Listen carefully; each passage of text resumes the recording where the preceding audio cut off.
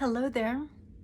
If you're receiving this, it's because you have been a client of mine at some point, or you are still one at this moment. And I wanted to say hi on Easter and check in with you and go over a few things because it's been an interesting moment. And I know a lot of you have heard me say that it takes about 21 days to change a habit. It also takes that much time to get into a new homeostasis sometimes, and that is your new normal. So at this point, on Easter Sunday, a lot of us have gotten into a new kind of normal where our lives are different.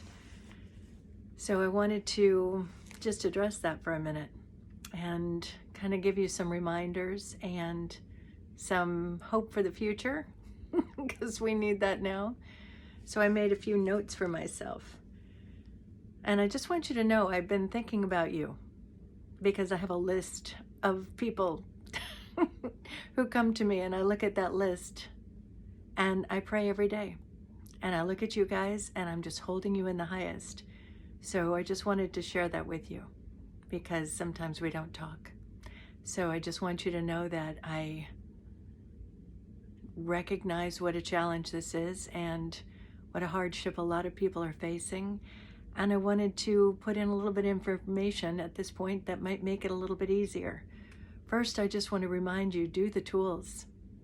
This is a big, big moment to really dig deep. And I'm going to say, as many of you know, I use the tools for my own life, and I have been looking at some things this has brought up, and I've really had to dig deep, which is one of the reasons why I've been quiet for a little time.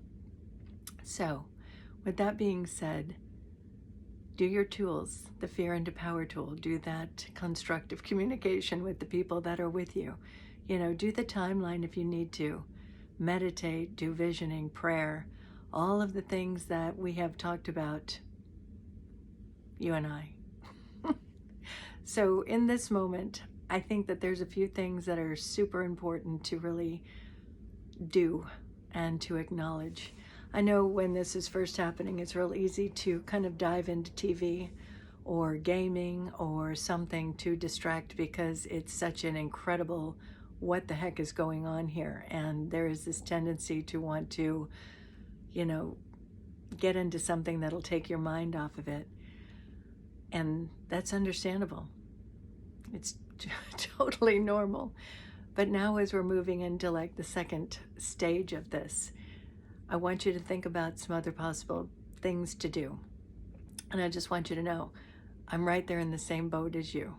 And one of the things that I did, I wanted to share with you. And it's kind of one of the things that brought up some of my stuff. I decided I should start cleaning out the garage a little bit more and condensing because I'm going to be moving soon.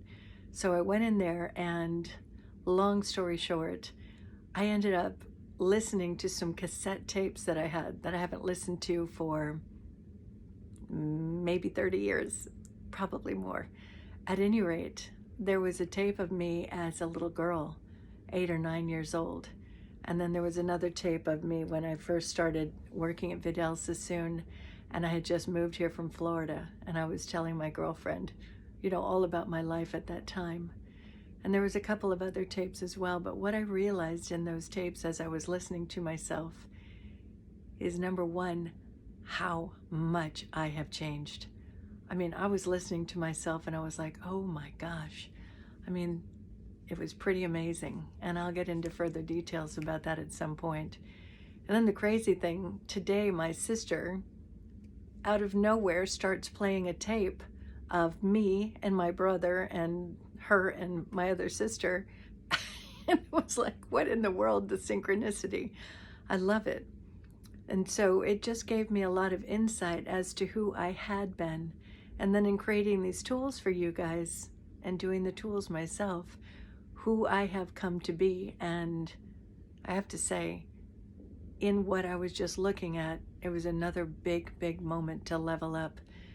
It was like seeing that younger part of me in a new light, in an even different, more introspectful way. So just going to say, that might be an interesting thing to do for yourself Go through some old pictures, go through old stuff, look at who you used to be and who you are now. Because I know for each one of you that is watching this, you're more than you've ever been in your life. All of you have done amazing things. So take this opportunity.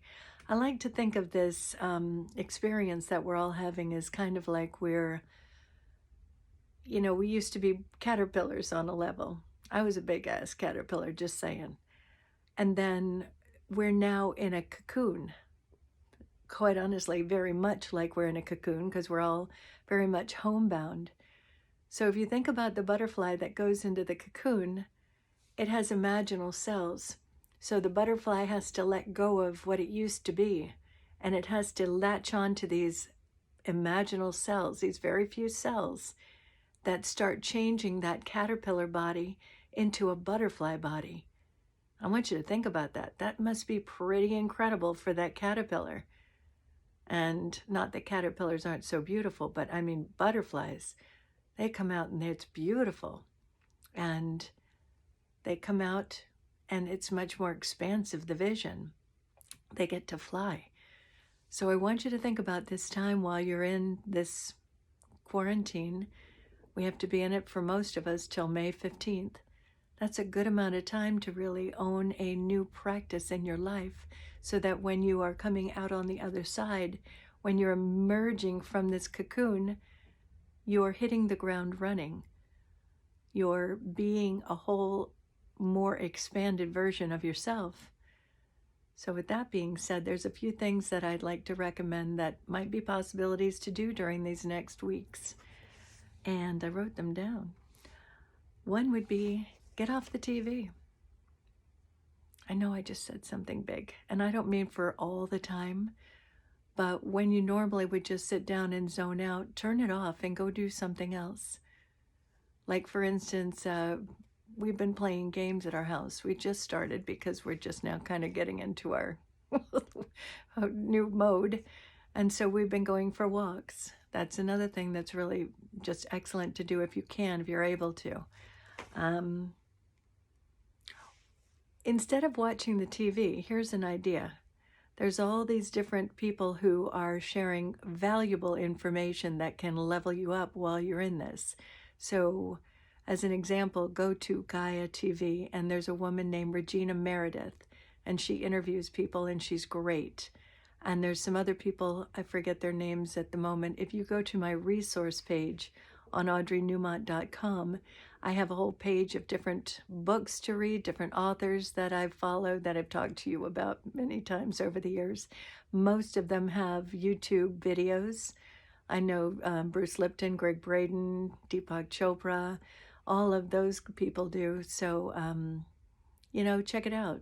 Did I say Joe Dispenza? He's really good as well. He's got some meditations. So check out those things on my resource page. And, you know, instead of sitting and watching TV, put on one of those or put a book in your ear from Audible. And then I have on here, go for a walk, read a good book. And here's another thing, along with the YouTube videos, if you do want to just sit down and watch things, there's also on YouTube, there's different sources for news and different sources of information that are not in the mainstream media. So expand your horizons and start looking a little bit outside the box, as it were. You know, start looking at different ideas that might be floating around and make a educated conscious. Remember that consciousness. It's logic, reason, deduction. It's conscious choice.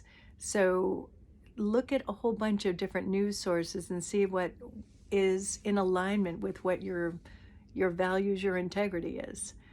And when you are watching those, important to really focus on any and all solutions.